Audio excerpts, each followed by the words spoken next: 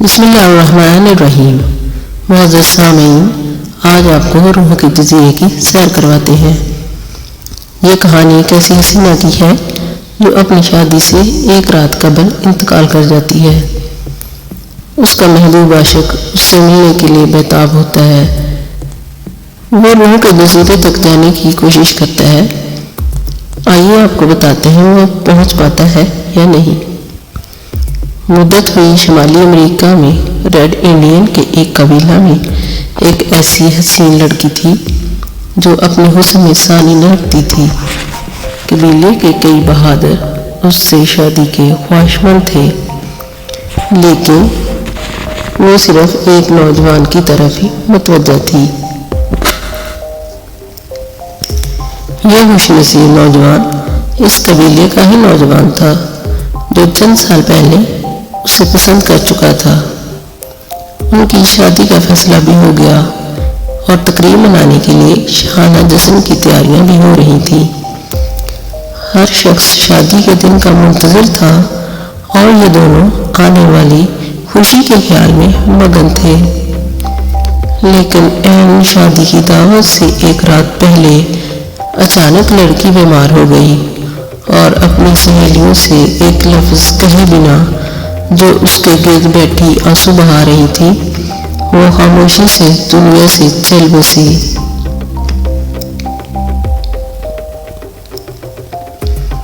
उसके महबूब का दिल टूट गया।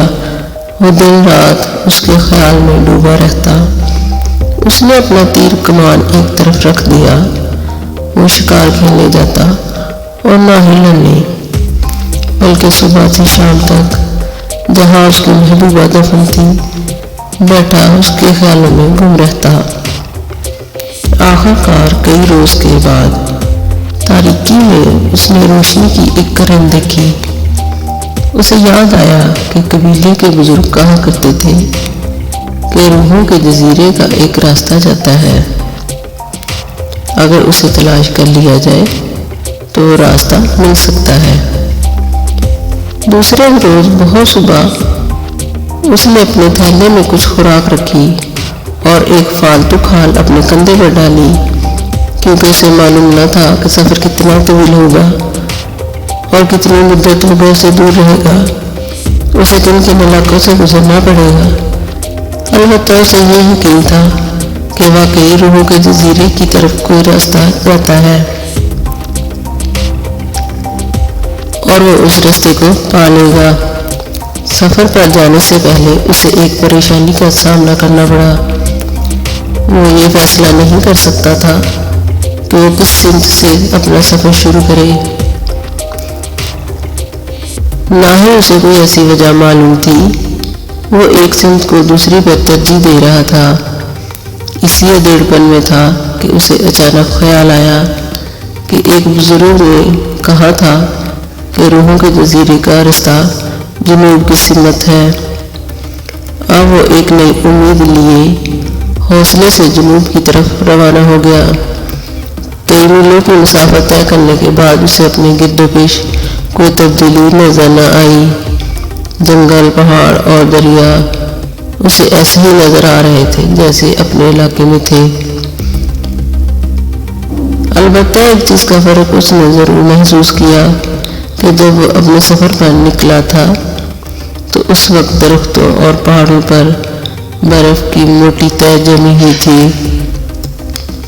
लेकिन चूं-चूं जुनूब की तरफ बढ़ता जा रहा था बर्फ कम होती जा रही थी।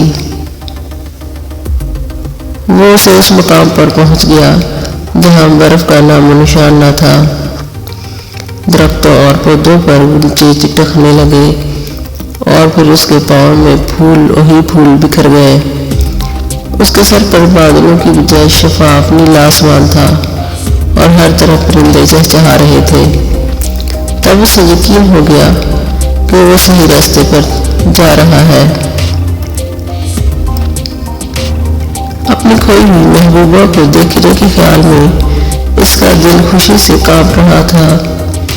वो तेज तेज कदम उठाता आगे बढ़ता रहा। कभी उसका रास्ता तरी जंगल से गुजरता, اور کبھی دشوار پہاڑوں سے۔ کافی سفر کے بعد اسے پہاڑوں کی چوٹی پر ایک جھونپڑی نظر آئی۔ ایک ضعیف شخص کھال کی ایک پوشاک پہنے، ہاتھ میں عصا لیے جھونپڑی کے دروازے پر کھڑا تھا۔ جب نوجوان اس کے پاس پہنچا اور اسے اپنا مدعا سفر بیان کیا تو بوڑھا بول اٹھا، میں تمہارا ہی منتظر تھا۔ مجھے معلوم ہے جہاں سے تم آئے ہو اور جس کی تلاش میں تم یہاں پہنچے ہو وہ ابھی یہاں سے گئی ہے۔ تم میری اس جھونپڑی میں کچھ سستا لو،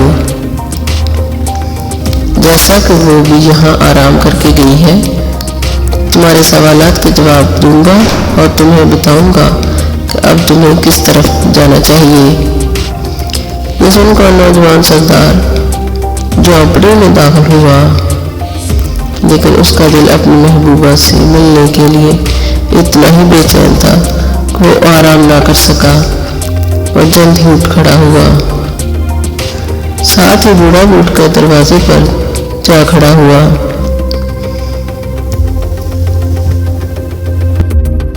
بوڑھا بولا، دیکھو اس پھیلے ہوئے پانی پر نظر دوڑاؤ۔ پانی سے پرے زمین کا وہ ایک خطہ ہے، یہی روحوں کا جزیرہ ہے، لیکن وہاں کوئی شخص داخل نہیں ہو سکتا۔ وہاں داخلے کی شرط یہ ہے کہ اپنا جسم یہاں چھوڑ کر جانا پڑتا ہے۔ تمہیں جزیرے میں جانا ہے تو اپنا جسم یہاں چھوڑ جاؤ اور اپنا تیر کمان، اپنی کھال اور اپنا کتا بھی چھوڑ جاؤ۔ یہاں یہ چیزیں محفوظ رہیں گی۔ یہ کہہ کر وہ مڑا اور نوجوان سردار نے فوراً اپنے آپ کو ہوا کی طرح لطیف محسوس کیا، اور جب وہ جزیرے کی طرف بڑھا تو اس کے پاؤں زمین کو چھوتے نہ تھے، بلکہ وہ پرواز کر رہا تھا۔ جو وہ آگے بڑھتا تو فضا عطربیز ہوتی گئی اور پھول کچھ زیادہ ہی خوبصورت ہوتے گئے۔ جانور ڈرنے کی بجائے پیار سے اپنی تھوتنیاں اس سے رگڑنے لگے، پرندے اس کے گرد چہچہانے لگے اور مچھلیاں پانی سے سر نکال کر اسے گزرتے ہوئے دیکھنے لگیں۔ تھوڑی دیر کے بعد وہ یہ دیکھ کر بڑا حیران ہوا کہ چٹانیں اور درخت اس کے راستے میں حائل نہ ہو رہے تھے، بلکہ وہ ان میں سے ہی بڑی آسانی سے گزر رہا تھا۔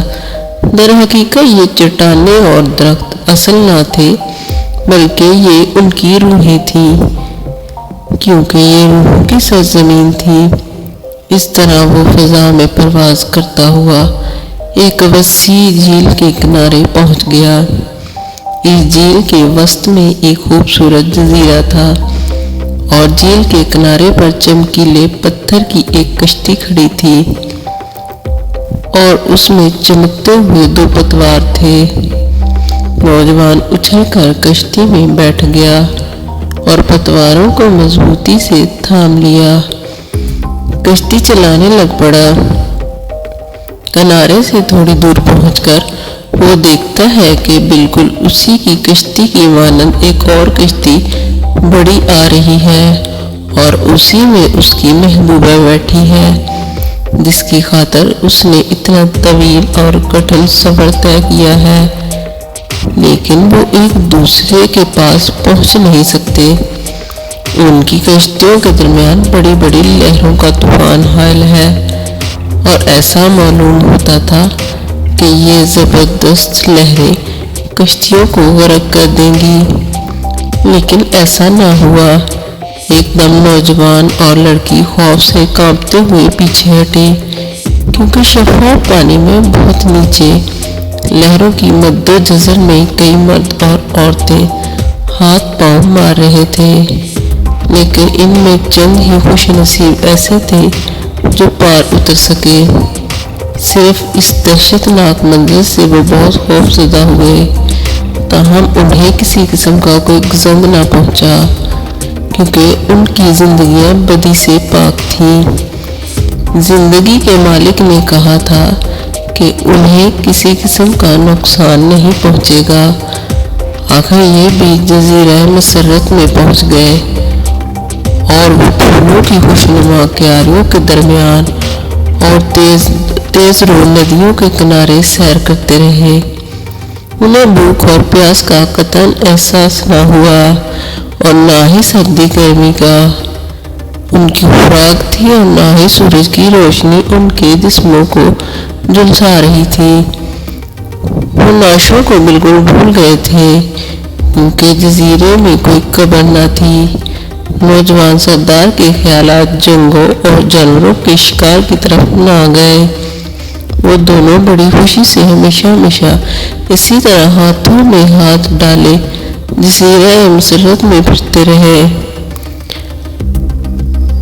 اگر ہوا کی سرسراہٹ میں زندگی کے مالک کی آواز سنائی نہ دیتی، جہاں سے آئے ہو وہاں پر واپس چلے جاؤ، تمہارے کرنے کے لیے میرے پاس بہت سے کام ہیں اور قبیلے کے لوگوں کو تمہاری ضرورت ہے۔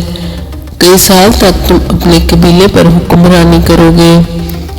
دروازے پر میرا ایلچی تمہارا منتظر ہے، تم اس سے اپنا جسم واپس لے لو، وہی تمہیں بتائے گا کہ تمہیں کیا کرنا چاہیے۔ اس کا مشورہ غور سے سننا اور صبر و تحمل سے انتظار کرو، اور آنے والے وقت میں تم اس سے ضرور مل سکو گے۔ جیسے اب کبھی چھوڑنا پڑے گا، لڑکی کو اس جگہ قبول کر لیا گیا ہے، وہ ہمیشہ کے لیے نوجوان اور حسین رہے گی، جیسا کہ وہ اس وقت تھی جب میں نے اسے برف کی سرزمین پر بلایا تھا۔